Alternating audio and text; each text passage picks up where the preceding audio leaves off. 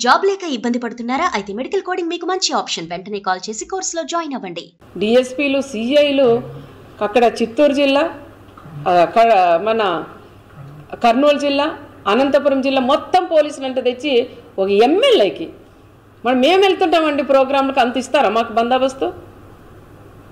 ఒక డిఎస్పీ, ఒక ఎస్ఐ, ఒక సిఐ, కానిస్టేబుల్ ఉంటే కూడా ఈరోజు ప్రోగ్రాం అయిపోయింది. ఇది అతి ఉత్సాహంతో మా పోలీసులు కూడా అతి ఉత్సాహంతో రెడ్ కార్పెట్ వేసి వాళ్ళు ఆహ్వానించారు. పోలీసులు ఎక్కడా కూడా వాళ్ళని ఎవ్వరిని కూడా అడ్డుకోలేదు. ప్రతి ఒక్క కార్యకర్త వాళ్ళు అడ్డుకోకుండా వచ్చినారు. అడ్డుకుంటే అంతమంది ఎవరు కూడా రారు. అనవసరంగా వాళ్ళ టీవీ వాళ్ళ ఛానళ్ళు ఉంటాయి కొన్ని, ఆ ఛానళ్ళు సాక్షి వాళ్ళైతే మండలానికి ఎవరు వచ్చినట్లున్నారు, ప్రతి ఒక్క వీధుల్లోనూ పెడుతున్నారు. అడ్డుకున్నారు. ఎక్కడ అడ్డుకున్నారయ్యా? మీ సాక్షి వాళ్ళు ఎవరైతే ప్రెస్ వాళ్ళు ఉన్నారో దమ్ముల మీద చేసుకొని మీరు చెప్పగలరా జగన్ రెడ్డికి పోలీసులు అడ్డుకున్నారని? పోలీసులు అడ్డుకున్నారని అది జనాలు రాక ఆ రకంగా కూడా చెప్పుకున్నారు. రెండోది వచ్చేసి హెలికాప్టర్ ఏదో అద్దం చేరిందని ఎవరు తెలుసు? అది ఇంకా దాంట్లోకి ఎక్కినాక పరిటాల వాళ్ళు దాన్ని పగలగొట్టినాడని ఆ తోపు చెప్పలేదు. ఇంకా చెప్తాడేమో అది కూడాను, ఏదో పైనింటి రాయి ఇసిరిందాయమ్మా దానికి పోయిందని. నీకు తెలియదు హెలికాప్టర్ ఎట్లా ఉందనేది? అదే పనిగా నువ్వు రోడ్డు మీద పోవాల, బై రోడ్డు ఇట్లని జనాలందరికీ ఇట్లా చేతులు ఊపుకుని పోవాలన్న ఆలోచనతోనే హెలికాప్టర్ చూపిస్తూ ఆయన ఈ విధంగా రోడ్ మ్యాప్ పోయినాడు. కానీ పోలీసులు దీంట్లో పోలీసులకి దీనికి ఎటువంటి సంబంధం లేదు అని చెప్తారు.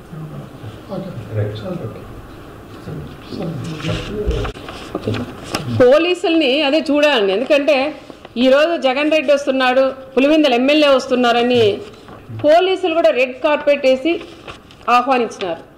ఆ రోజు మా నాయకుడు చంద్రబాబు నాయుడు గారు ఎక్కడికి వెళ్ళినా దాదాపు 74 సంవత్సరాలు క్యాన్వాస్ ప్రచారాలకు ఏదైనా ప్రోగ్రాములు పోయినా లైట్లు ఆఫ్ చేసి నడిపించిన రోజులు కూడా మేము కళ్ళారా మాకు కళ్ళకు కట్టినట్లున్నాయి.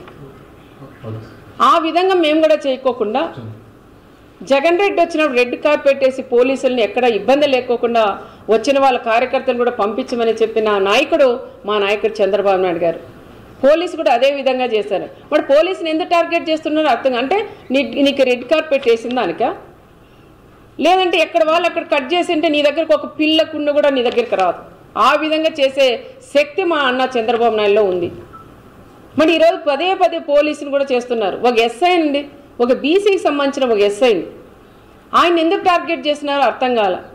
ఆయన పదే పదే ఒక మాజీ సీఎం లెవెల్లో ఉండే వ్యక్తి ఒక బ్రోకర్ అంటాడు, ఒక ఎస్ఐ వచ్చి మన వీడియో కాల్లో మాట్లాడించినామంటారు. మన ఆ ఎస్ఐ కూడా ఎన్ని కష్టాలు పడుకొని చదువుకొని తల్లిదండ్రులు కూడా ఎంత కష్టాలు పెట్టి చదివించింటారు.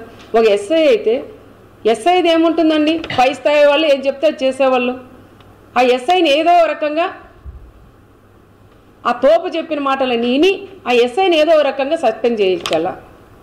నీ గవర్నమెంట్లో ఉన్నాడు, 5 ఏళ్ళు ఆయన పక్కన పెట్టేశావు.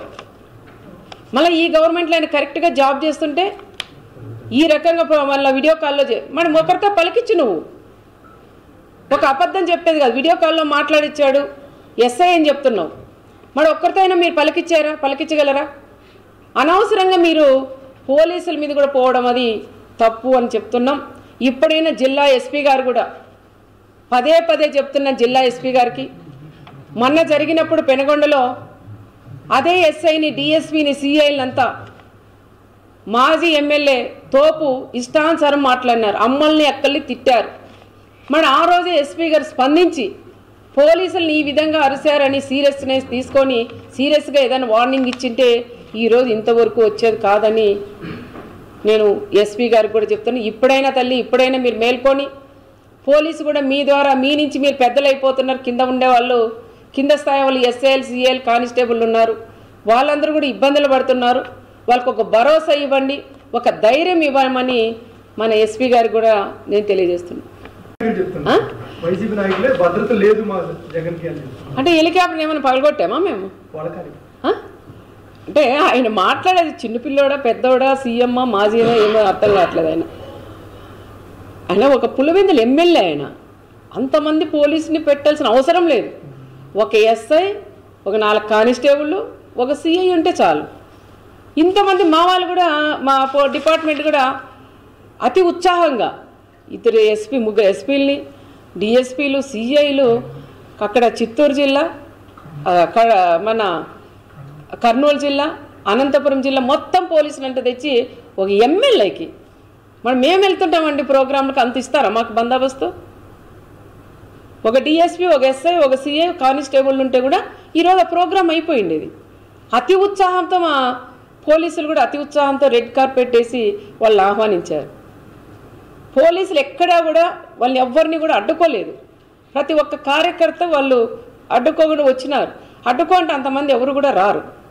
అనవసరంగా వాళ్ళ ఛానల్ ఉంటాయి కొన్ని. సుమన్ టీవీలో మీ పర్సనల్ అండ్ బిజినెస్ ప్రమోషన్స్ కోసం కింది నెంబర్కి కాంటాక్ట్ చేయండి.